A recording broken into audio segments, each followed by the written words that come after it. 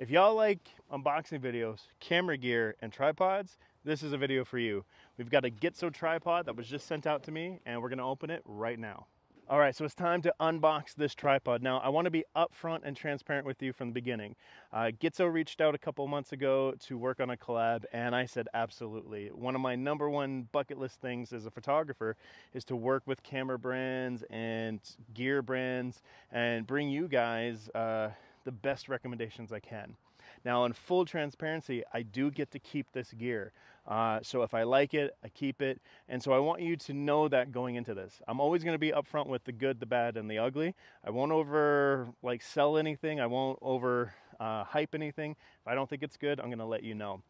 And part of this collaboration was about solving a problem for me. I have all sorts of tripods, big heavy ones that work great with my wildlife gear, but I don't have a really good small packable tripod. The tripod I have now that you're on is a Manfrotto from years ago. I mean, I'm talking 1998, 99. It's still kicking around, but it's not small and it's not light. So hopefully that's where this tripod comes in. This is the Traveler Kit GT1545T with the ball head attached. So everything I need should be right here in this box. And by the look of it, it's a lot smaller than anything I've got already. So that might solve my problems for hiking and for getting on those flights. So let's get into it. So let's take a peek what's in the box and kind of go over what we got. Now, full disclosure, I haven't used this yet, so this won't be like a usage or opinion on that yet. When I got this last week, it was raining and windy, so it wasn't a good time to try to film.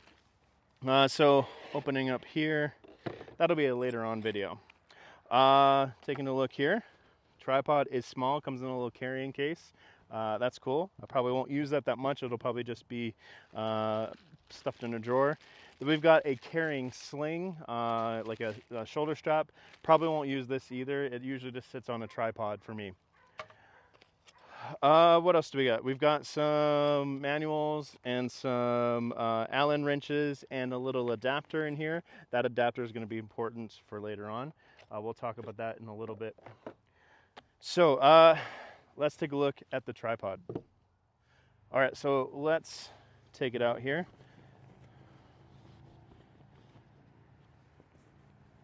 Now, this is definitely looking a lot smaller and compact than what I have right now. That is crazy. Pretty small. I like it. So one major design element of this tripod is that you can see right now the tripod is folded over itself. The legs go 180 in this kind of articulation and cover up the center column and the tripod head to make it really small for, you know, packing away in luggage or just storing it. So that is one thing that I like already. This is so small compared to anything else I have in the kind of packable state. Now, what's cool here is we just rotate the legs, just like so. And there we have the tripod with, of course, the head extended. So we're gonna bring that center column down, and I'm gonna get this out of our way. Let's get this off here. Now this is looking nice and compact like that. All right, so what else should we talk about? Let's talk about the center column. I am not a super big fan of center column tripods, mainly because when I'm doing my landscape work, I'm trying to get as close to the ground as possible.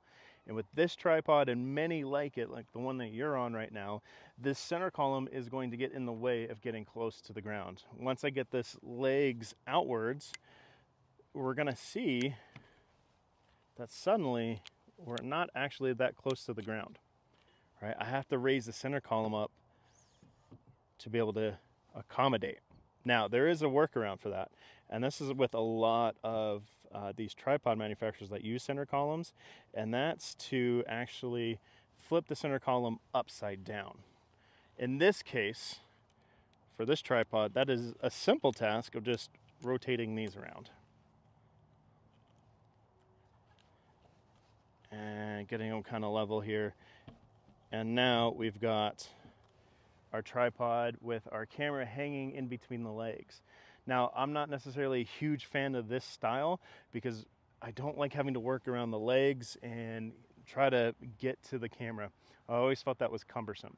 But Gitzo thought of that, and they have this little adapter in this bag that you can replace the center column with, this little guy here, and you'll be able to actually keep the tripod head on the top at all times and still get really, really low. So I'll probably change that out right away, getting things so that the tripod is really only this length up.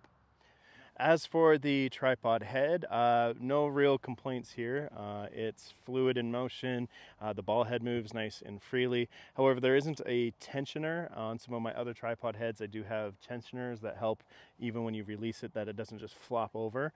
But the gear I use now isn't really that heavy, so maybe not a concern.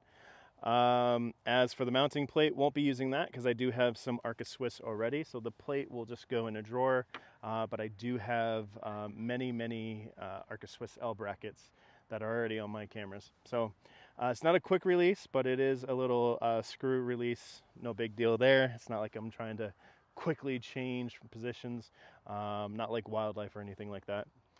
As for the height of the tripod, we've been talking about how low it can get. Let's take a look at how tall it can get. So this is essentially a 4-section leg or tripod. So we've got 1, 2, 3, 4. I think that's the correct, or maybe it's the column. That's the 4th.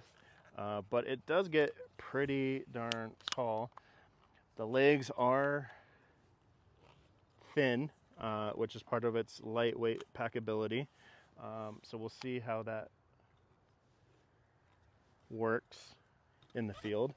But taking a step back here, it's pretty tall. Of course, if I release this here and bring up the tripod head higher, now we can see it's eye level. Camera would be even higher than me. I would never need to shoot like this. It's not my go-to height-wise. My height-wise is low and slow and steady. But yeah, that is the Gitzo Traveler tripod. Super lightweight. I'm excited to get this out in the field and start shooting with it because I think it's going to really solve that struggle of getting up mountains and getting in and out of those airplanes, taxis, all that kind of fun stuff. I think this is going to be a real good game changer for me. All right, well, that is definitely a serious light tripod. I think for me, I am pretty pumped at what is in store. Optimistic. Like I said, I haven't used it, so we're gonna have to see how it holds up over the next following weeks, months. I'm gonna have to plan a trip and fly somewhere just so I can put this in luggage and see what it does for that, or go hike a big mountain here in the Rockies and get an idea of what it's like. But like I said, I'm optimistic about this tripod. It is seriously lightweight and seriously compact. All things I was hoping for in a tripod. So stay tuned for some more videos in the future about how it goes using this in the field. But yeah, that is pretty darn slick. Thank you for hanging out, watching this unboxing video. I'll put links and info in all the comments about this setup, and I'll see you next time on the next unboxing.